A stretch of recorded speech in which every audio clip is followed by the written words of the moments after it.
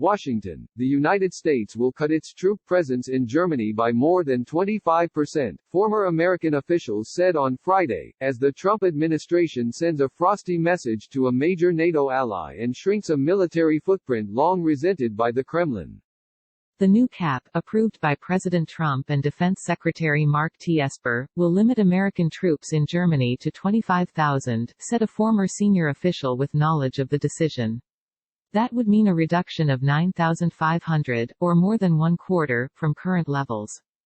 The move, which blindsided German officials and many American military leaders in Europe, is in keeping with Mr. Trump's America First vision of limited U.S. deployments overseas, and with his insistence that allies must shoulder more of the burden for their own defense. It is not clear whether the plan, which was first reported by the Wall Street Journal, is final, and some former officials said they hoped Mr. Trump would reconsider. Several said that, if enforced, the troop cut would further undermine an Atlantic alliance that Mr. Trump has badly shaken, and was a gift to President Vladimir V. Putin of Russia, who has been eager to see a diminished American military presence on the continent. While Mr. Trump has complained bitterly about the expense of protecting the United States allies in the North Atlantic Treaty Organization, and has long singled out Germany as a wealthy nation that spends proportionately little on its defense, former officials and analysts argued he was damaging American interests. The reason we have troops overseas in Germany is not to protect Germans, everything we have is for our benefit, said Frederick B. Hodges, a retired lieutenant general and a former top U.S. Army commander in Europe. The decision doesn't seem attached to any kind of strategy. The United States currently bases more troops in Germany than in any other country except Japan. The American presence there is a legacy of World War II, and became a cornerstone of the country's Cold War defense of Europe against the Soviet Union. Now, American troops in Germany operate a military hospital in Ramstein, staff training grounds used by the Atlantic Alliance, and they provide ground forces to reinforce allies across Europe and beyond, as well as a legacy deterrent to Russian aggression. The drawdowns will include an Air Force F-16 squadron and Army support units, according to a former Defense Department official. Despite his complaints about burden sharing, Mr. Trump, as president, has overseen an increase in American military spending in Europe. Congress has bolstered the European Deterrence Initiative, which pays for exercises and troop rotations, and the military has increased its presence in Poland. The troop cut for Germany would be the largest of Mr. Trump's tenure. The United States began building its forces back up in Europe after Russia annexed Crimea from Ukraine in 2014. But General Hodges and other analysts noted that Russia had not taken any steps to reduce its aggressive stance in Europe that would warrant a scaled-back American presence. What has the Kremlin done to lower concerns about its aggressive behavior in the region, he said. Why should they get a reward of a one-third reduction of U.S. capability in Germany without them doing one single good thing? The withdrawal of troops will be welcomed in Moscow as another sign of division in the Atlantic Alliance and of fading American interest in global leadership.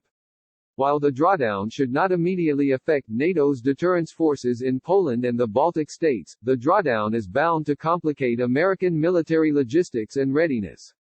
A cap of 25,000 troops could force an even greater cut in forces in Germany.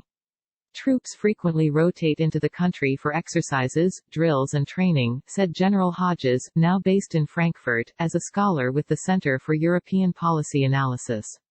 If no more than 25,000 are allowed, the number permanently stationed in the country might have to be cut deeper to accommodate those rotations. While we have no announcements at this time, as Commander-in-Chief, President Trump continually reassesses the best posture for the United States military forces and our presence overseas, John Elliott, the National Security Council spokesman, said in a statement. The United States remains committed to working with our strong ally Germany to ensure our mutual defense, as well as on many other important issues.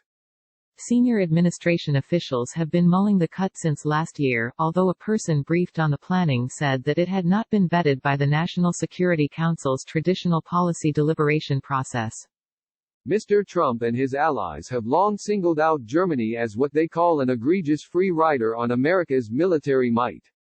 Instead of spending to defend itself and Europe, Mr. Trump has argued, Germany instead built itself a lavish social welfare system. Germany spent some 1.36% of its gross domestic product on its military in 2019, a number that has grown but is still significantly short of the North Atlantic Treaty Organization's stated target of 2%. Because of its large economy, Germany in absolute terms now spends more on its military than other European powers.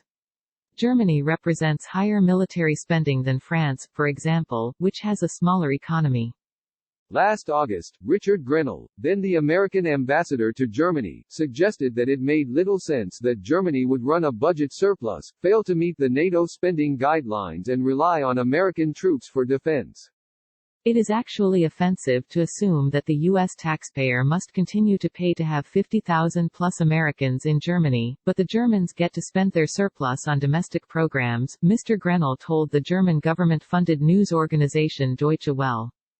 Mr. Grenell, who stepped down this month as ambassador, said on Friday that Mr. Trump's pressure campaign on allies, from whom he has relentlessly demanded more spending for collective European defense, has led to more military spending in Europe. At the urging of President Trump, NATO allies increased their defense spending by $140 billion, so it only makes sense that the American people don't have to carry the burden as much, Mr. Grenell said. Many analysts said the move had a whiff of politics and even personal resentment. Mr. Trump has had distinctly cool relations with Chancellor Angela Merkel of Germany, and wide disagreements on issues like climate change and Germany's natural gas pipelines with Russia. She offended him recently when she said she would not commit to attending a Group of 7 Leaders summit in the Washington area that Mr. Trump had hoped to host this month. Ms. Merkel cited the coronavirus, but she also believed that the meeting had not been prepared properly and was angry about Mr. Trump's sudden decision to pull out of the World Health Organization. What Trump will never understand is that this move won't hurt Merkel at all, said Julian Smith, a former Obama administration official now with the German Marshall Fund of the United States. If he's hoping to hurt her politically, this does nothing. It actually hurts us more. We are cutting off our nose to spite our face. Stephen Erlanger contributed reporting from Brussels.